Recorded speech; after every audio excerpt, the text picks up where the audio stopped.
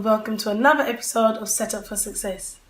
Thank you for everyone who has subscribed to my YouTube channel, who has shared my videos, who has liked my videos, and who has sent me your comments and your encouraging words. Once again, I appreciate them, and this Set Up for Success talk show would be nothing without you guys, so I really appreciate you. Thank you. And for those of you who have not yet subscribed, please click the subscribe button just below. Please click the thumbs up button, and yes, please do write your comments in the boxes beneath. Now we're coming up to the end of the academic year, and it's time for the end of year report. So that is what this episode is going to be about: how to deal with a not so good report. And I'm going to be giving you some tips on how you can do that. Now, first of all, I want to congratulate all you children, all you students out there for making it through this year. I know the year is tough. I know there's been highs, lows, there's been some tough trials that you've had to go through, but well done. We congratulate you, we salute you, and all we can do is support you to go on to do bigger and better things the next academic year. So well done once again. So parents, congratulations if your child got an amazing report. Well done to you. And for those of you who your children didn't get the report that you were expecting, it's not the end of the world. Please, even though you may feel like, what on earth have I been doing with this child for this whole year? Don't give up on your child. I'm going to give you some tips on how to get through your child's report, read through your child's report, and to set yourself and your child up for a better academic year.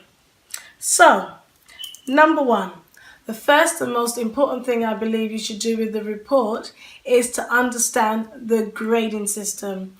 And by understanding it, the first thing you need to do is to read the key.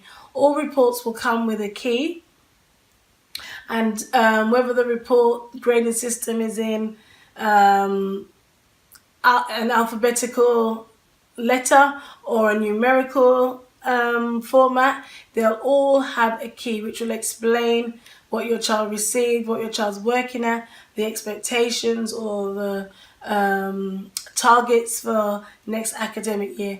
You must read the key because that will help you understand what the code is and what it is that they're saying to you about your child, and it will help you in dealing with how to support your child and explaining and going through the report together with your child. So you must read the key and understand the grading system of your school. You may have children at different schools, and you'll find that every school has their own grading system. So once again, read the key so that you can see exactly what it is that the school is communicating to you about your child. Number two, read the comments thoroughly. Read through what the teachers or the teacher has said about your child. Read it through once, read it through twice, but make sure you fully understand exactly what it is that your child's teacher is trying to say to you about your child's academic progress this past year. Number three, celebrate the good. Regardless of what the report says and looks like, there will be something in there that is positive, and there will be something in there that you can celebrate with your child. So we don't want the child to feel worse than they already do. Celebrate the good points. Bring out the positives. Highlight them so that will boost your child's confidence and their self-esteem. Number four, highlight any comments that you feel are worrying you, and also highlight any comments that you see are repeated. For example, a teacher might say, for example, in English, your child has excellent skills in doing X, Y, Z. However, they quickly lose focus. Then in maths, your child does this brilliantly. However, they quickly lose focus. And then another subject, your child does this and they're amazing. However, they quickly lose focus. If you see some common threads, highlight them, because these are things you need to address with your child, and these are things you need to look at and look for ways in which to support your child coming September so they don't see these things repeated again. Number 5, keep calm. If you find that while reading the report you're getting wound up, you're getting angry, you're getting frustrated with your child, leave it and wait till you've calmed down, and wait until you can go through it in a way that will help your child and help you, and be able to have a nice healthy discussion over the report. I mean, it's fine to tell your child, listen, I had some high expectations from you and you've let me down. There's nothing wrong with explaining that to your child, but you don't want to crush your child or let them feel worse than they already do, because believe you me, I'm sure they feel worse about their bad report than the way you're feeling. Number 6, listen to your child. You have your say. You say what you have to say. Get it all off your chest, but then listen to your child. Listen to what they have to say. Ask them, what was the reason why you couldn't focus in blah, blah, blah? What is the reason why you were constantly not finishing your work? What is the reason why your teacher says you are constantly talking? What is it that you have so much to talk about during the lesson and you're not listening? Talk to your child and then listen. Hear what they have to say. Don't interrupt. Let them know there's no repercussions. I just want to know how I can support you better. Listen to what your child has to say. And then obviously take it from there. Number 7, boost your child's confidence by, again, reminding them that no one's perfect. You know, nobody started at the top. We all had to start from somewhere. So, you know, they may say to you, you know, I can't do this and I feel really awful because I'm the only one in the class who can't do this, that, the other. Boost their confidence. Let them know everyone started somewhere, but you need to start doing X, Y, and Z. Number 8, ask yourself, how can I better support my child in this coming academic year? You know, you're going to put the past behind you and you're going to look forward to September 2018. How can I better support my child and make sure that the grades my child receives this coming year are going to far, far, far surpass the ones that they just received? Does my child need a tutor? If my child is struggling with English and maths, I need to really consider, do I get in a private tutor? Do I send them to a tuition centre or a supplementary school? But I need to get my child the help they need, because I'm not going to allow my child to be suffering and struggling when there is help available out there. Look at their books. Check their handwriting. Check the comments that the teacher's written in their books. Again, what can you do to help? How can you support them better? If your child is struggling with handwriting, get them some handwriting practice books, download sheets from the internet, get them lined notebooks and have them practice their handwriting over and over and over again. Because if an examiner cannot read their handwriting, they will struggle to get the marks. So it's very important that you help your child to be able to write clearly. And if they cannot cope with doing joined up writing, there's nothing wrong with printing. Nothing wrong with just printing their letters. Listening skills. Maybe your child's struggling with listening skills. One of the first things I would do is get my child's hearing tested. Something really simple, but you never know how much it can help. Again, vision problems. The child might say, Mum, I can't read the board. So that's why I'm always the last person to finish. And that's why I'm always missing big chunks of work, because I cannot see what is written on the board. It all looks a big blur to me. Take your child to get their eyes tested. Simple steps, but it will help your child greatly. One of the main things is lack of concentration, being easily distracted. How can you support your child? Well, one of the main things I personally would do is limit their time on computer games. Because what I've noticed is that the children who play so many computer games, their concentration span is so small.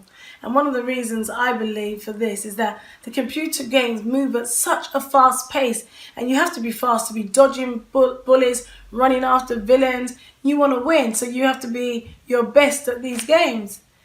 And then you put a child in a normal school setting, in a classroom setting, where the pace is just, probably is so much slower than that computer game. It cannot possibly compete, and a lot of children struggle with switching to that slower pace, and they're all over the place, their head is all over the place, and they cannot take in what it is the teacher's speaking about, or the task the teachers ask them to do. They can do it for the first few seconds, then they want to get up, they want to move around, they just are struggling to cope. So one of the first things I would do is limit their usage of computer games to help calm them down, settle them down, and improve their concentration span. I will assess the diet. Am I giving them too much junk food? Are they drinking too many fizzy drinks or drinks with a lot of additives and preservatives and E-numbers and sugar and things that are going to just give them sugar highs and cause them to be running around the classroom like a lunatic?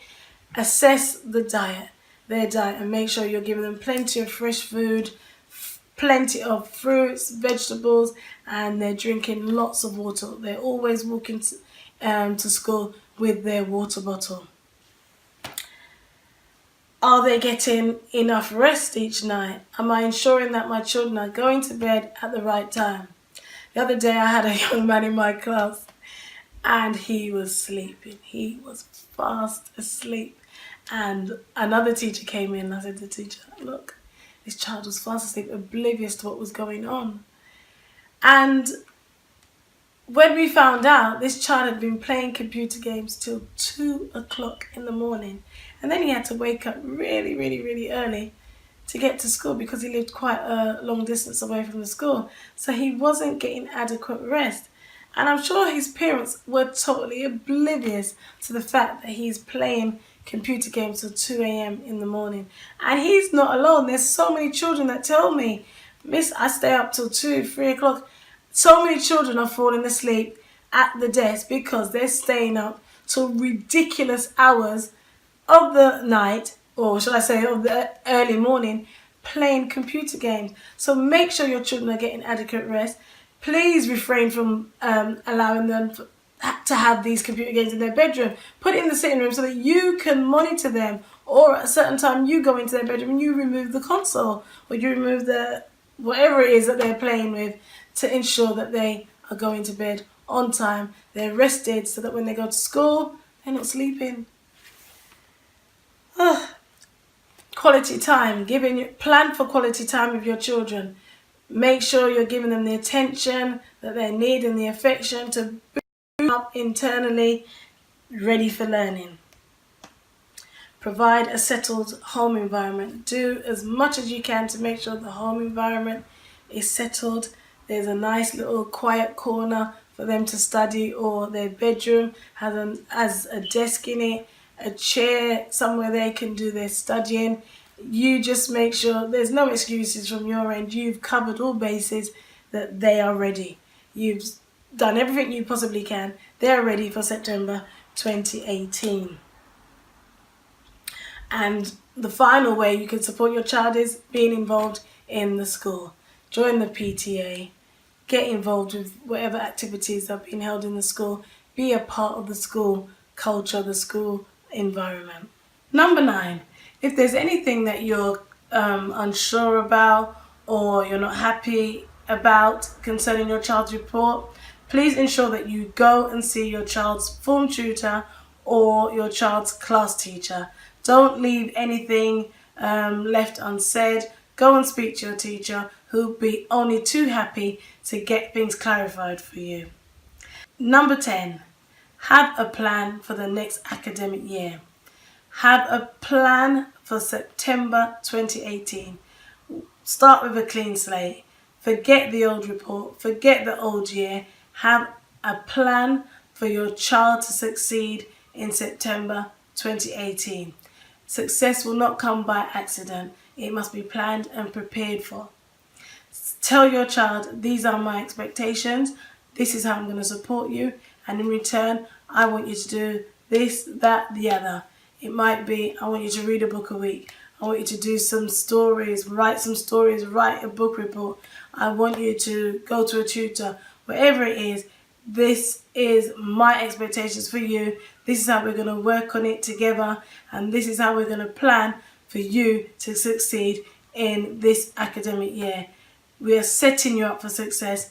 We are behind you 100%. Boost their confidence.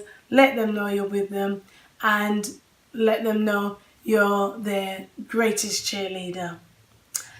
Thank you once again for tuning in for Set Up for Success. I appreciate you, and I will see you next week.